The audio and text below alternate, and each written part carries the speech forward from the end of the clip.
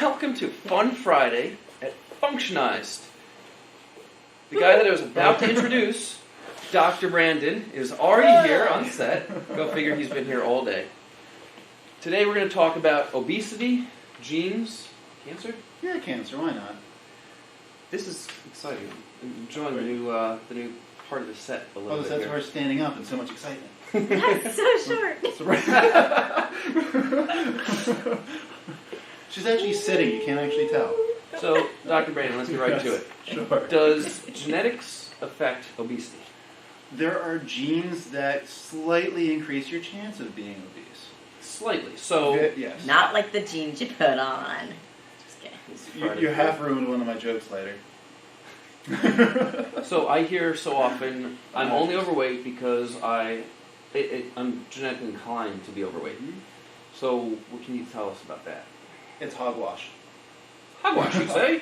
Or Scandalous! So there are genes that can increase the chance of you being obese. There's actually over 100 of them that's been found so far. However, if someone has all 100 of those genes, they're all, we'll say, turned on or lit up, however you want to phrase it, that only accounts for about 3% difference of BMI from person to person, which means less than a few hundred calories per year. So if you walk a mile once a month, that overdoes the genetic component of it. There's one gene that actually has gotten a lot of attention because when people started saying there's a gene that causes obesity, because let's be honest, people want to find a reason to, people look for excuses. I mean, just straight, it's what we all do it at some point. And when they found this gene, FTO, which stands for, fat and obese associated gene, everyone started getting all excited because, this is the reason why I'm overweight. My thyroid levels are fine. It has nothing to do with eating a lot and not exercising. But even this one gene that is the dominant gene for causing obesity is 1% difference of BMI.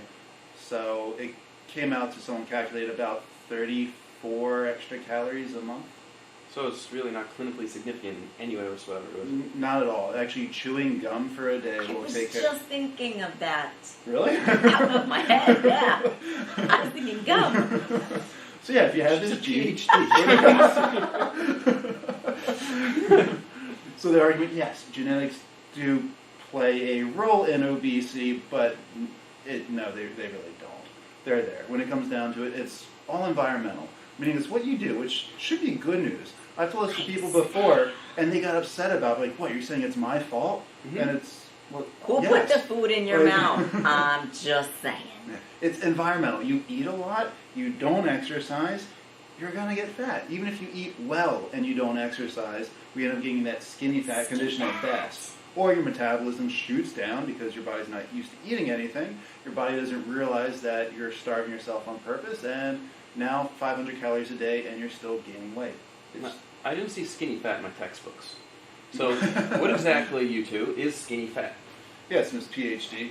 Well, skinny fat is people that look thin, okay, but their BMI is well above what it should be. So their mass, their muscle mass is not what it should be. It's mostly consumed of fat mass, which increases your risk for a lot of cardiovascular diseases, as well as other inflammatory issues. So you can be skinny, but you can be very fat and unhealthy at the same time. I typically think of like your stereotypical cross-country female. They're being like, well, seriously, they weigh 105, 110 pounds, but they're 30, 40% body fat. Right. They're very thin, but a high body fat percentage of it. Again, can't say that they're fat, but they're more fat than muscle and bone. So skinny fat. Skinny fat? Or Nick Diaz was accused of being skinny fat from Conor McGregor. No way. Yes, that was the big ramp up, was his skinny fat and a punch that weak body and everything, and then he was choked out. I like that part. The bone choked him out. Mm-hmm. You choked on a bone? Choked Anyway, thank you. She's been with me long enough. She knows the bad humor. So speaking of bad humor, it comes down to, though genes do play, no Jim, those genes do not make you look fat, it's the food you're eating. So, typically, I guess, if it's not the genes, then why do people keep eating these foods that are making them heavy? Why does somebody say, I have to have pasta? I put breadcrumbs in my meatballs all the time. I have to eat more pasta. You don't have to do crap. It's Of course you don't, but it's that people keep people saying want to, and again, you're going to justify what you want. The easy example I see with this is when people try to drop sugar or drop carbs, and then they don't feel well for a day or two, and oh, my body just needs carbs.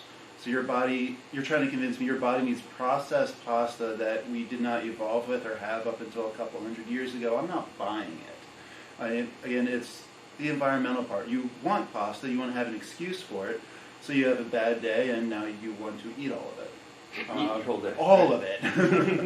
How does that make you feel? Like you need more bread. Like crap. And then you eat more because you feel like crap. And that's how you get obese. So if we're hungry, we're sort of designed to want to eat, right? We are. For many reasons. I mean, one, early on, again, up just a couple hundred years ago, we didn't have a constant food source. It was eat as much as you can and then starve until you can find food again. It's why why we put on fat. Not all animals or mammals add fat like we do. It's now that society has dropped us in a place where we have a bunch of food. We no longer have to run away from saber-toothed tigers or constantly climb trees and run around to survive. So now it's become a chore to exercise and to eat well. And though our life is a lot easier than it was a couple hundred years ago, exercise and eating well is too hard, so I don't want to do it. Give me a magic pill, or it's just my genes. So let's move on here, genes and cancer. The term is thrown around a lot because people die from it every single day. What exactly is cancer? A lot of people don't understand what it is. They just die from it. That's a good point. Cancer is simply mutations of cells in your body. You get mutations from one to two ways: external sources or internal sources. Again, we're talking then environment or genetics. External sources being things like you're constantly smoking tobacco, or you're drinking a lot of alcohol, you play in radioactive goo, things of that nature is going to give you cancer. Teenage Mutant Ninja Turtles. Right. The week doesn't end for us, though, so this just keeps on looping around. And looping around. The weekends, but yeah, doesn't change our lives either. But then the other side is the internal one, is just a random cause of cells, cause a little mutation. Again, that's the genetic component. But that only makes up about 5 to 10% of cancers where it's a factor. We'll call it a strong factor. So whereas obesity, genes don't play a part at all. I mean, again, less than 1% is nothing to me. Cancer does play a little bit of a role, meaning that if you do everything right for obesity, you're going to be healthy and stay thin. If you do everything right for cancer, you might not, but you're putting things very much in favor for it. The hormonal-based cancers are ones that are a little bit more genetic.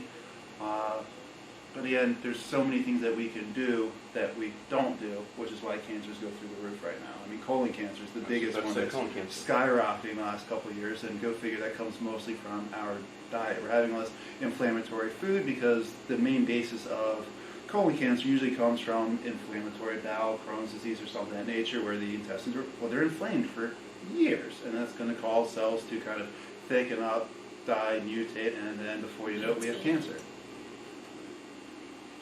And these genes are a little bit harder to turn on, turn on or off. Unlike the FTO gene we talked about earlier, just in case someone ever gets genetically tested, you find that gene in you. Being active and eating healthy completely shuts off that gene anyway. So completely, and so it stops that 1% it was affecting you anyway. So why get tested then? For obesity, I wouldn't bother at all. Just live your healthy lifestyle. The genes in that is not going to matter. With cancer, if you have a history of it, if you have parents, grandparents, uncles, aunts, you may want to. I mean, it's one of those things I wouldn't recommend it personally for anyone, but as Shantae just said, if several close family members have the same cancer and you want to know maybe, or if there's a childhood cancer goes in your family. But again, when it comes down to it, it's how are you going to respond to information? Some people, when they find out, oh, this cancer runs in my genes, I got a 20% chance of getting it. Some people are going to be like, that's it, they're going to change their lifestyle and make sure they never get it. They're scared or do their best for it. Some people are just going to go and throw their hands in the air approach, say, you know what, it's in my genes, I'm going to get it, and they're not going to do anything to help support it, which then increases the chance of you getting it because you're kind of giving up on it. There's no reason to let fate decide your life. I mean, as much control as we have, you might as well take it. What if you have possible symptoms, capital A spots? That was a better pronunciation than expected. I practiced it for a long time, over many years. Say cafe au lait. Cafe au lait? Yeah, I mean, it wasn't perfect, but it was better than expected. So, cafe, I'm not going to try it now. Yeah. Yeah, so there's spots. What these are, what we're talking about, these little tan, dark pigment spots. They're usually like oblong and blotchy on skin. They're very common. Like 10 to 25% of us have one. And so one reason you might want to get genetic testing is if you see a physical trait, such as these cafe latte spots, where if you have up to about 6 of them, there's a decent chance you have neurofibromatosis, which is a somewhat cancer-like disease. It causes a bunch of other symptoms as well, but your nervous system kind of grows out of control. So you can get tumors on your nerves and around neural tissue. So increase the chance of like brain cancer, things like that. Tumors get on my nerves too. You know what gets on my nerves? What? So in that case, again, it kind of comes down to how do you think you're going to respond to the news. Because then it doesn't guarantee, it's a 5 to 10% chance. There's other diseases like Huntington's, which touches on a little bit, because that's probably the prime example of why people do genetic testing. Is, if you're not familiar with it, it's a debilitating disease that it's unfortunately basically a death sentence after you start getting symptoms from it for about 10 years. You just rapidly decline movement and breathing. But it's got a 50% chance if your parent has it, 50% chance you have it too. So that's, again, a lot of people genetic test for it, but then it comes down to how would you respond to it.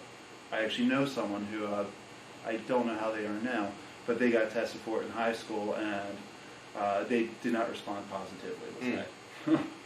So cancer seems to be on the rise. Very much so. So what do you think really is the biggest cause? Is it always environmental, food, all the above? I mean, it's going to be aliens I can't rule out. I cannot say I haven't seen aliens come down to give cancer, so I don't know if they're not doing it either. But environmental's got to be it, because if cancer is increasing, it's not like our genes in our species have changed the last 100 years. It didn't. Not that much. But there's a direct correlation with, again, it's young people are getting more cancer, and that's the big deal. Because if we live long enough, all of us are going to get cancer if we live for hundreds of years. It's the way our bodies are designed. Prostate cancer is actually a big one for that. So that's why elderly people tend to get it more. However, increases are young people. We're talking 20 to 50 years old are getting a lot. And it's directly correlated with, anyone want to guess what? I was looking for, 100%. Diabetes and obesity. So, I mean, you're right. It wasn't a keyword I was looking for. So Did I come down your level to scolding you? Scandalous! She's still sleeping through that. Don't Anyway, the audience is sleeping, not entertaining enough. But so anyway, The audience is 5. So there's reasons why, believe it or not, obesity and cancer they're more than correlated at this point. They found almost every attachment as to why they're causing, but it's mainly two things: inflammation and higher estrogen, which we touched upon. We touched upon both of those all this time. We touched upon a lot in that one video live a couple weeks ago. Touched upon a lot. Yes. There's a lot that was touched upon, and since then, at least 4 of those 7 things. Touching. That number's going down. Last week it was 6. Page 7 must have happened because I've blanked out. Got it. We had now an 8, amnesia. So I could get in a lot of problems. Anyway, so with inflammation, we talked about this before, but for those of you who don't remember or haven't watched this, shame on you. Second is... You're shaming them because they're watching us right now. If they didn't watch it before, they're getting shamed. Watching now, just go back and watch it. I mean, that's easy enough. Yeah, I'll take back my shame for that. It's on functionize.com. For unshamed. I think we're putting these on the Healthy Happy Hour page as well. Just combining Fun Fit Fridays with Healthy Happy Hour, which is separate from the podcast. And it's also on all the Facebook and It's Instagram. everywhere. It is everywhere. Find it. But, How do you not know this by now? The search button. It's on the homepage, functionize.com. So adipose tissue, fat cells, directly releases inflammatories, meaning inflammation. Again, just like we said about the colon cancer, having inflamed bowel, it works that way with your whole body. When you have a lot of inflammation, these cells are going to turn and we get cancer. Kidney cancer, uterine cancer are some of the bigger ones that are directly caused from obesity. And then again, with estrogens, it's because adipose tissue also increases estrogens that are in our body. Mhm. And estrogens increase the rate that cells grow. When cells grow too quickly, they tend to get a little mishandled, mismanaged, and turn into bumps, lumps, and tumors. Anything else could happen. Yeah. Mutate. I promise she's like the smartest girl I know. She's not even drinking water today. So, Where's my before we wrap items? up, do we have any parting thoughts? Walk Like, yeah. around the block. I mean, Diet and exercise comes good. down to Yeah, it. It really it's does. lifestyle. It's for both of them. Again, obesity, it's really all up to you. I mean, do what you know you're supposed to. If you don't know, talk to your competent medical professional. Here at Functionize, we'll always help give you advice and get you in the right direction and work with you. But live a healthy lifestyle, and you will be healthy. It is kind of actually pretty simple. I'll get in your face and literally say, Tough love. no, we'll call it tough love. There's no excuse for being unhealthy. It really isn't. No, and I mean, there are things that make like losing weight or being healthy more difficult. I mean, I get it. If you have a lower metabolism, hypothyroid issue, diabetes, it makes losing weight more difficult. But then again, having a healthy lifestyle or not having a healthy lifestyle is what got you there in the first place. And then switching to a healthy lifestyle will get you out of it. So again, there's no reason It's a to stop. miracle. And good news is you don't have to wait till Monday to start this healthy lifestyle. You can do it Sunday? right here and now, at this very moment. You could do it right Welcome. now. And just because there's extra food that's left over that's like a Pop-Tart or something, doesn't mean you have to eat it. It's still technically poison to your body, so... Throw out the Pop-Tarts. Right, I'm just using those as examples. Rice Krispie treats, whatever. Just Throw laying compost in the backyard. That way you can actually grow better food from your crap. There you go. Or just don't buy it. That's another option. It's even better one, save some money. Yeah. So before we wrap up, the fundraiser for the Dennis W. Zielinski Jr. Memorial Fund was a sensational hit. And good news, you can still purchase your bottle of One Hope wine. Wine for everybody if you click the link. Even better. Why you can not?